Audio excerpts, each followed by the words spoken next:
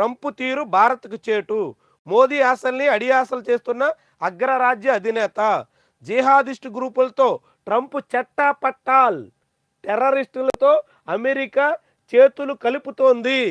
భారత్ ప్రయోజనాలకు ముప్పుగా అడుగులు వేస్తోంది. కశ్మీర్పై మధ్యవర్తిత్వానికి తహతహ. పాకిస్తాన్ మీద అప్రకటిత ప్రామానురాగాలు. భారత్ను వ్యతిరేకించే శక్తులతో దోస్తానా. అది ట్రంప్ వ్యవహారం మీద ఆంధ్ర ప్రభలో వచ్చినటువంటి కథనం. ట్రంప్ ఆరంభం నుంచి అట్లానే ఉన్నారు. కానీ ఆ ట్రంప్ను నమ్మి ట్రంప్కి మద్దతుగా అబ్ కీ బార్ ట్రంప్ సర్కార్ అంటూ మోదీ నినదించారు.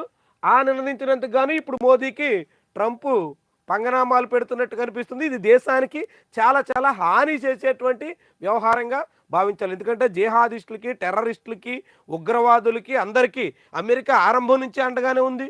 సిఏఏ నిధులిచ్చి, ఆయుధాలిచ్చి, శిక్షణ ఇచ్చి ఆయా గ్రూపులన్నింటినీ తయారు చేసింది. ఇప్పటికీ దాన్ని ప్రోత్సహిస్తోంది. దీని కారణంగా ఇండియాకి ఎప్పుడు కూడా పాకిస్తాన్ పక్కలో బల్లెలా ఉంటుంది. ఆ బల్యానికి ఎప్పుడు కూడా పూర్తిగా సానబెట్టి అన్ని రకాలుగాను సిద్ధం చేస్తున్నది అమెరికా అన్నది ఇండియన్ గవర్నమెంట్ గుర్తిస్తే మంచిది.